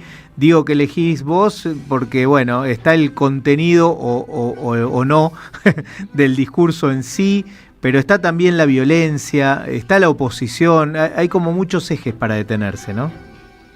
Sí, ya se habló bastante, ¿no? Pero el rasgo ostensible de violencia, de agresividad, primero yo quiero decir mi impresión, eso es una actitud deliberada, con lo cual no estoy diciendo ninguna originalidad porque es la opinión generalizada, pero lo que hay que plantear como salve, que una cosa de tanta gracia de una falta de respeto tan grande al acontecimiento parlamentario, o sea, el acontecimiento democrático más importante de la institucionalidad, tiene que ser alguien que tiene una disposición en su personalidad a hacer una cosa de ese tipo. Claro. No es que cualquier político, ni cualquier persona, y mucho más quien llega a la presidencia de la nación, está en condiciones personales por su cultura, por su educación, de hacer una cosa como hizo el presidente. Por lo tanto, si bien es una cosa deliberada políticamente, tácticamente, también eso es posible porque la personalidad del presidente tiene un rasgo clarísimo de violencia y de inclinación a lo irrespetuoso, de inclinación a agredir, en este caso, a parlamentarios opositores, ¿no es cierto? Así que bueno, esa es mi primera impresión. Y casi con la intención, Juan Carlos, de que el contenido del discurso en sí pase a segundo plano, ¿no? Lo que todo el mundo, lo primero es la violencia y es casi imposible no hacer referencia a eso y el análisis del discurso en sí, bueno, queda para otro momento. No, el discurso en sí, en la línea que decís vos, creo que muestra una enorme pobreza, un vacío de balance de trabajo y más que nada, si uno atiende lo que implica la apertura de sesiones, lo que hace el presidente de la Nación es fundamentar y explicar las iniciativas parlamentarias del año próximo y las principales líneas rectoras del gobierno. Nada de eso hizo, en todo caso hizo una exaltación. Creo que intenta, que es una pésima copia de su admirado Donald Trump, ¿no? Sí. Entonces hace una suerte de exaltación de sus logros fantasiosos, exagerados, que no se corresponden con la realidad, y niega y no dice nada de lo que debiera ser un plan económico de gobierno, y mucho menos lo que son los problemas esenciales de la mayoría de la sociedad. No aborda el problema del atraso salarial, no dijo nada del problema de la inflación. Es imposible que no haga referencia a este rebrote inflacionario para un gobierno cuyo sesgo ideológico principal es la desinflación, como se dice ahora. En fin, no planteó el tema el tema de la deuda, planteó el tema de los ingresos de jubilados. O sea, nosotros, ustedes y yo, la economía es una ciencia social, una ciencia humana. Entonces, lo primero es pensar en las líneas rectoras de la economía, pensando en la sociedad, pensando en el pueblo. Acá hay una crisis social enorme, tenemos decenas de millones de pobres y no se hace referencia a eso, ni tampoco a los sistemas de salud, a los sistemas educativos. En fin, creo que es un discurso lamentable, ¿no? Y de subestimación de la opinión pública.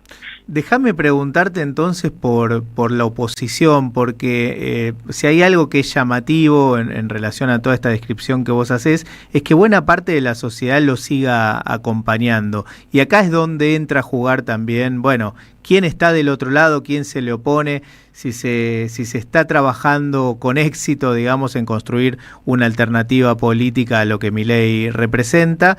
Y en todo caso, también preguntarte si crees que, bueno, será la calle, en definitiva, la que conteste a estas preguntas. Bueno, para ser más o menos breve, si se está construyendo con éxito una alternativa, yo diría que no.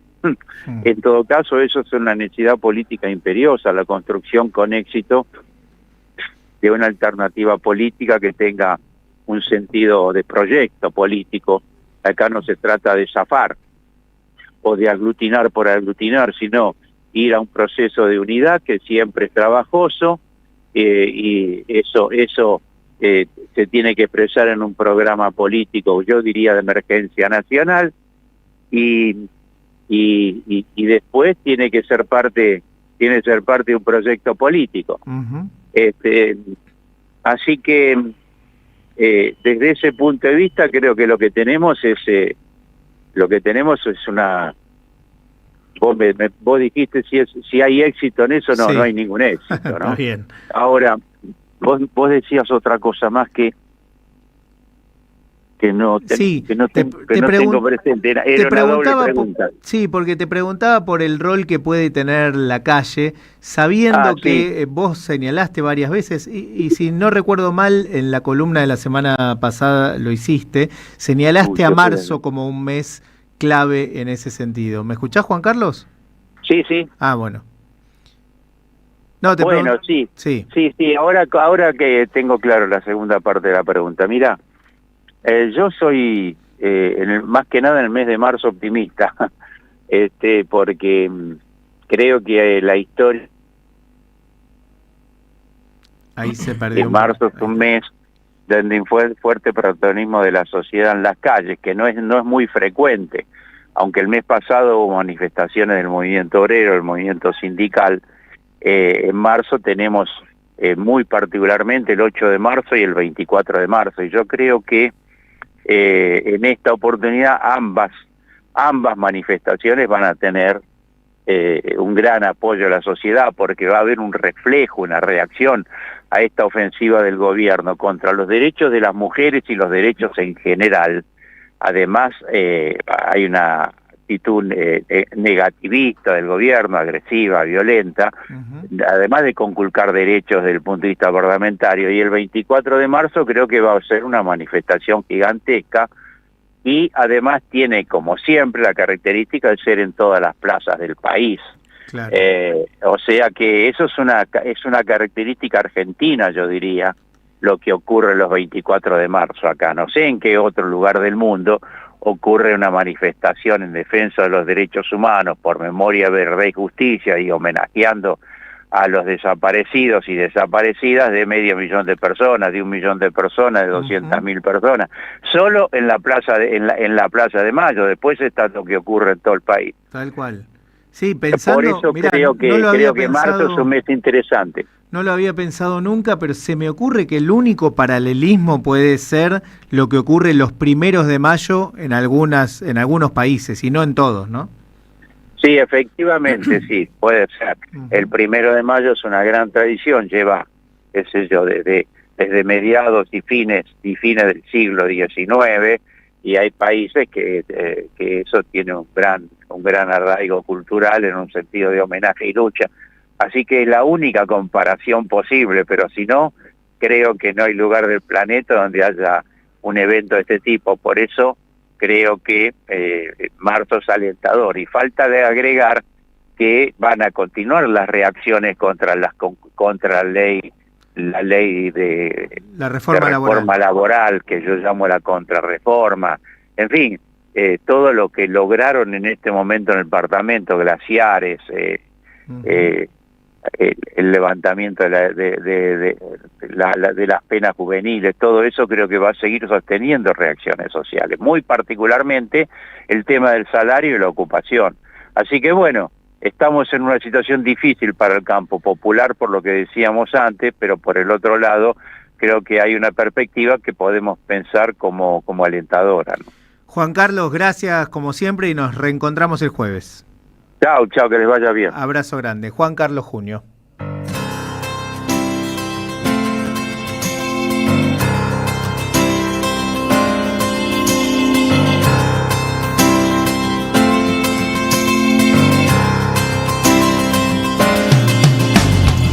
Me gusta estar al lado del camino, fumando el humo mientras todo pasa. Me gusta abrir los ojos y estar vivo, tener que vérmelas con la resaca. Entonces navegar se hace preciso en barcos que se estrellen en la nada. Vivir atormentado es sentido, creo que esta sí es la parte más pesada. En tiempos donde nadie escucha a nadie, en tiempos donde todos contra todos, en tiempos egoístas y mezquinos, en tiempos donde siempre estamos solos, habrá que declararse incompetente en todas las materias de mercado. Habrá que declararse un inocente inocente o habrá que ser abyecto y desalmado. Yo ya no pertenezco a ningún ismo, me considero vivo y enterrado. Yo puse las canciones en tu Walkman, el tiempo a mí me puso en otro lado. Tendré que hacer lo que es no debido, tendré que hacer el bien y hacer el daño. No olvides que el perdón es lo divino y errar a veces suele ser humano. No es bueno nunca hacerse de enemigos que no estén a la altura del conflicto, que piensan que hacen una guerra y se hacen pis encima como chicos, que rondan por siniestros ministerios haciendo la parodia del artista, que todo lo que brilla en este mundo tan solo les da caspa y les da envidia. Yo era un pibe triste y encantado de Beatles, Cañalegui y maravillas. Los libros, las canciones y los pianos, el cine, las traiciones, los enigmas, mi padre, la cerveza, las pastillas, los misterios, el whisky malo, los óleos, el amor, los escenarios, el hambre, el frío, el crimen, el dinero y mis 10 días me hicieron este hombre enredado.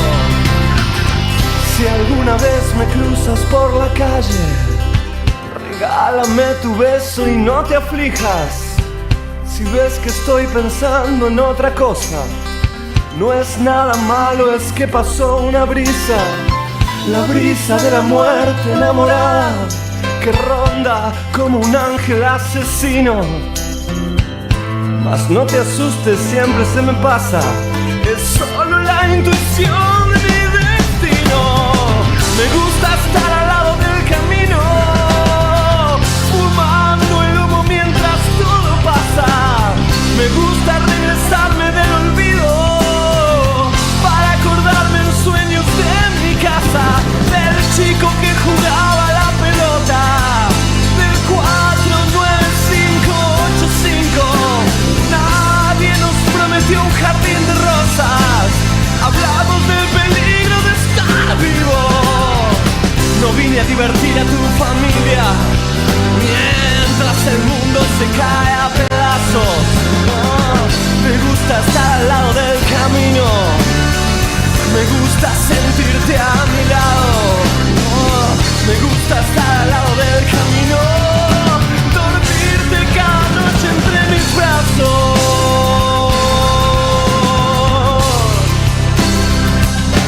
Al lado del camino,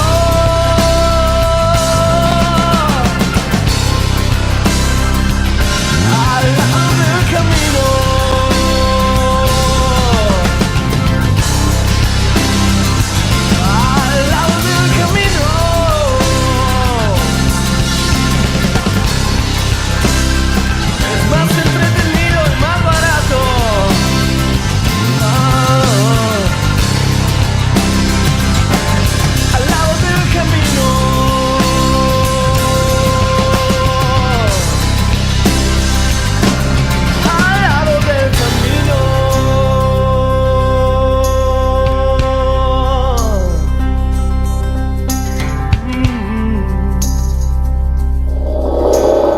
Ideas que regresan en el magazine informativo de la 530.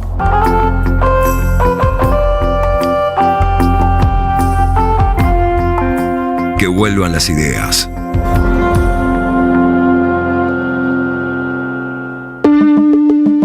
Están pasando demasiadas cosas raras, pero hay una radio que nunca se apaga.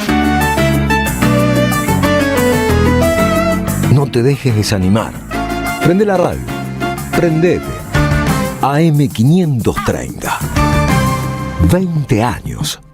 Somos radio. Somos comunidad. Vení a conocer la provincia de Buenos Aires.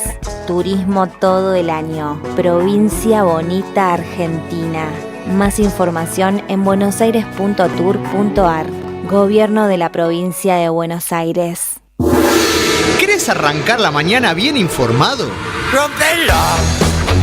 InfoSiberia, las noticias en tu celular. Manda un mensaje de WhatsApp al 1128679078 y recibilo gratis todas las mañanas. InfoSiberia, las noticias en tu celular. No seas como los demás. Manda un mensaje de WhatsApp y recibilo gratis todas las mañanas. 1111, el periodismo con opinión que faltaba en la televisión. De lunes a viernes, 21:30, 1111, por AR12, periodismo con opinión.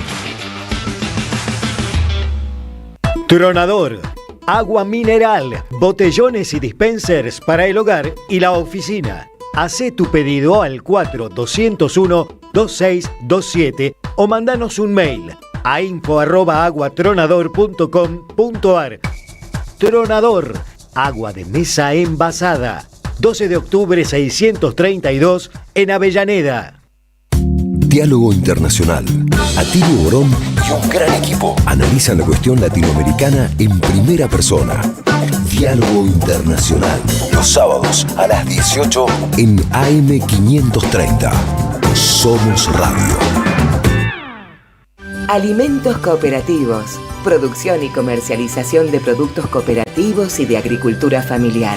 Envíos a todo el país. Por pedido, envía tu mensaje al 11 34 31 2928. Seguinos en Instagram como @alimentos cooperativos. Nuevo en Ediciones Continente. La formación de la conciencia nacional, de Juan José Hernández Arregui. Un libro que rompe los mitos de la izquierda sumando el análisis de la conciencia nacional. Una obra vigente del intelectual que unió al marxismo con la experiencia del peronismo. Ediciones Continente. Editamos futuro con memoria. Ingresá a edicontinente.com.ar o al Instagram @edicontinente. Revista Acción, un medio alternativo 100% digital, una mirada cooperativista sobre el país y el mundo. Información, análisis y opinión. Porque otro mundo es posible, entra en Acción. En la web y en las redes sociales. www.accion.coop.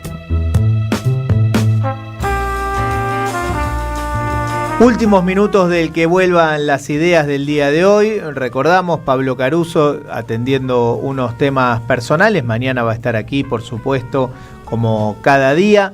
26 grados 2 la temperatura y hasta donde tenemos información, nosotros estamos en un estudio sin ventanas, no llueve por lo menos aquí en el centro de la ciudad. Un par de noticias cortitas para el final. Mañana, atención, porque a las 11 de la mañana los trabajadores y trabajadoras de FATE van a realizar una protesta en las puertas de la Secretaría de Trabajo en el marco de una nueva audiencia entre las partes. Bueno, para los trabajadores, o lo que dicen los trabajadores es que el tiempo va corriendo y las chances de poder recuperar sus puestos de trabajo son cada vez más difíciles, con lo cual además están convocando a que la gente se movilice, que acuda, otros sindicatos, pero en general las personas que acompañen la protesta que va a ser allí en las puertas de la Secretaría de Trabajo, como decía, en Alem 650.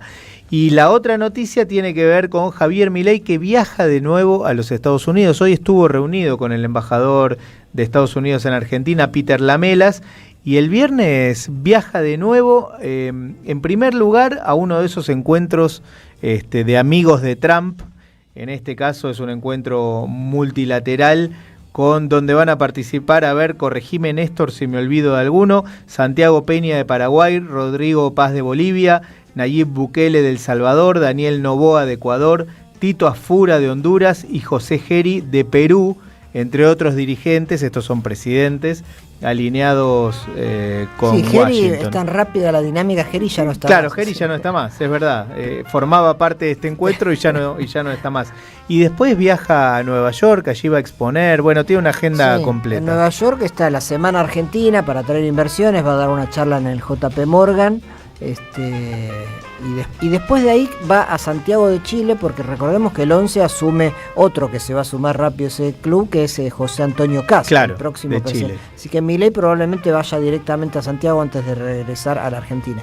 Y otra novedad en ese sentido es que es muy probable que en el marco de la visita a Chile, Marco Rubio, el secretario de Estado y también consejero nacional de seguridad, un hombre clave en la estructura Trump, venga a Buenos Aires.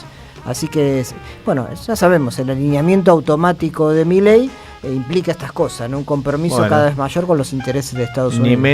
Ni más ni menos que Marco Rubio en Buenos ya había Aires. estado acá, no recuerdo si fue antes de que asumiera Trump. Me parece que porque lo recibió Milei en la Casa Rosada, pero ahora viene ya en una postura de mucho mayor poder. Bueno, Néstor, nos estamos yendo. Le mandamos un gran abrazo y les decimos gracias a Gustavo Hoffman, Alejandro Aimú y Nico Lacaba comandando esta nave. Nos reencontramos mañana y quédense, porque ya viene Felicitas Bonavita y todo su equipo a acompañarlos a las 6 de la tarde. Chau. Chau, chau. Hasta las 10.